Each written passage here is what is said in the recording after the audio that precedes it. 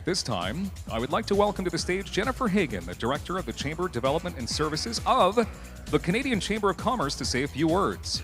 As part of the Canadian Chamber of Commerce staff for more than a decade, Jennifer brought to the Chamber organization more than 15 years of experience in marketing, member, client relations, and communications in other not-for-profit environments. With close to 450 local Chamber members across the country on speed dial, there are numerous daily conversations. 450, like, do they all call you? Wow. Like 2 in the morning? Okay, you look well rested. Either by phone or on social media, Jennifer has her ears and eyes on the many things that matter in business and communities across the country. Currently on her plate is helping chambers think about the future. How can chambers make the leap from here to there and continue to be relevant to their members and communities?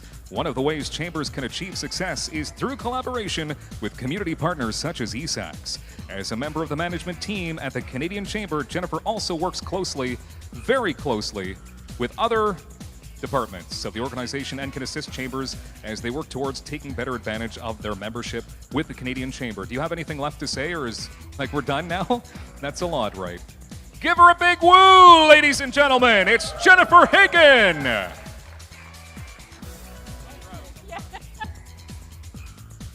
Oh, those lights are bright. Good evening, and thanks. I want to thank Jared for such an amazing event, and I also want to thank him for the weather today. It's like, okay, mid October, and we're in the 20s. That's pretty awesome. So I wanted to thank you and hope that you've made some really great new connections tonight with people that you didn't know, or got to know some people that you knew a little bit but got to know even better. And it's great to be here during Small Business Week.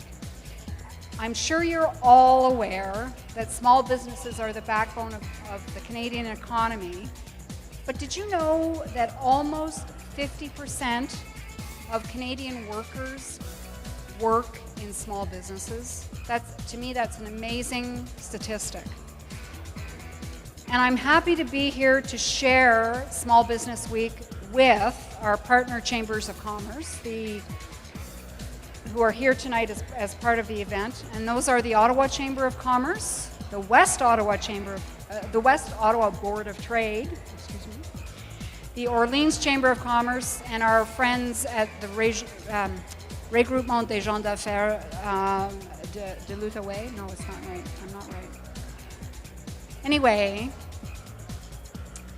small businesses are the backbone of our economy, and they contribute to so much in our communities. They contribute to the sports teams, sponsorships for all kinds of things. They volunteer their time. Oftentimes, they are the volunteers on boards of local chambers of commerce, and they are the people that are oftentimes the members of the local chambers of commerce.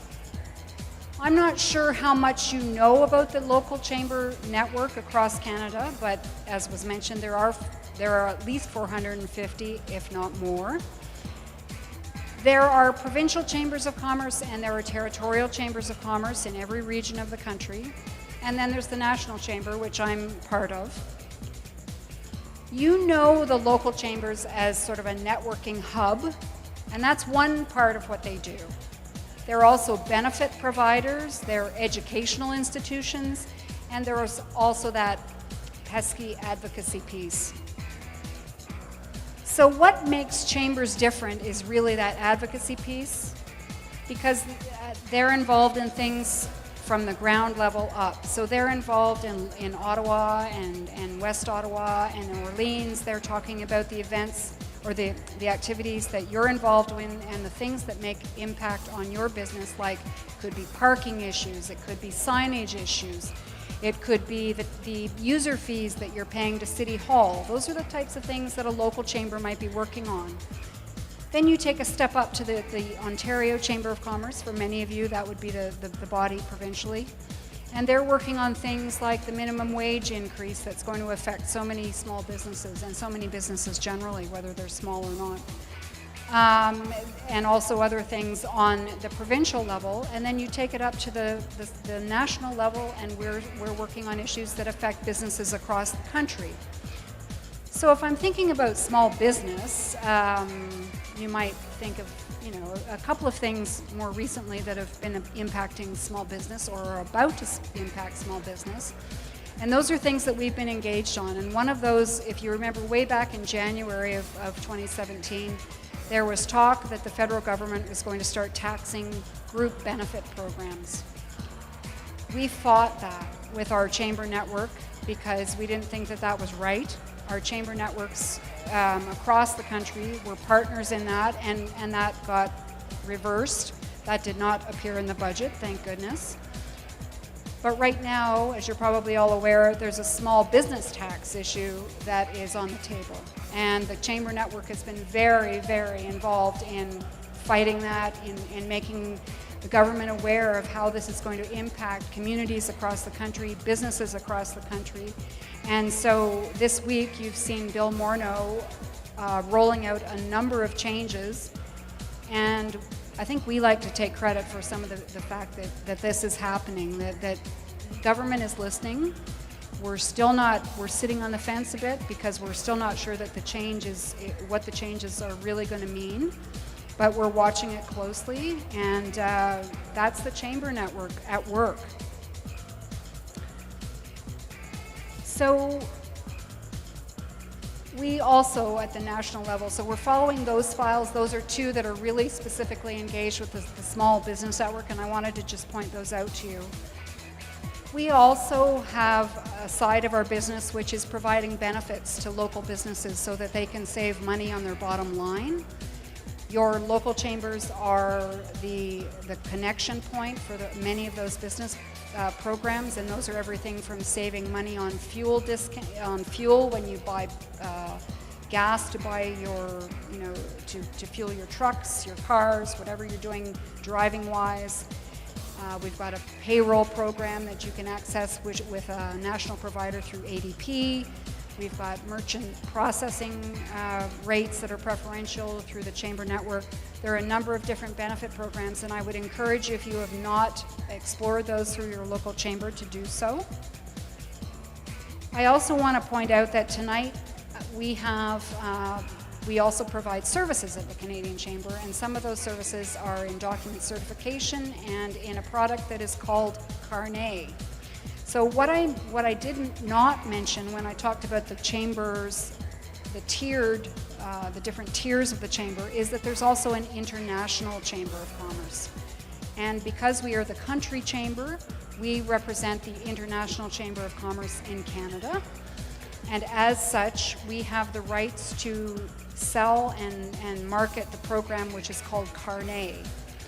So Carnet is basically a passport for goods, so that if you are transporting things temporarily across borders, you might use a Carnet. And I might give you an example of that. Cirque du Soleil is one of our biggest users. They frequently are taking equipment across borders internationally because they do shows, they do setups for shows in other countries. And they need to take that stuff across international borders, and to make their life easier, they can get a Carnet through our office, and crossing borders becomes much more easy with a Carnet. So if you're doing any types of travel with goods that you're taking out but bringing back to Canada, I would encourage you to talk to our people who are here tonight, and we've got two people. Anik is here, and Geneviève at the back of the room. They've got a booth here, so I would encourage you to check that out. They also do document certification, and certainly in a post 9/11 world, document certification has become that more required, and you may want to talk to them about, if you're doing things internationally, again, that may be something that you may want to explore through our team. Lastly, I want to say how impressed I am with the idea behind eSAX. Chambers are known for networking. People tend to stick to their own communities, but the idea of bringing people together from across the capital region is amazing to me. It's great that chambers still do networking in their own communities, but to have this opportunity to meet with businesses from across the region It opens those borders, it opens those doors to business, because businesses don't respect borders. They deal with where their customers are, and those customers may be in Orleans, they may be in Canada, they may be in Ottawa, they may be across the river in Gatineau, who knows where they are. They may be around the world. But to me, the fact that all of these chambers are working together is such a positive thing, and that eSAX has brought people together to do this grand networking is amazing. And it's a model that I'd really like to share across the country. There are a whole lot of other communities that could be benefiting from something like this. So I'd like to thank you for listening to me and for coming tonight to take part in this great networking event that eSAX has put on. And thank you.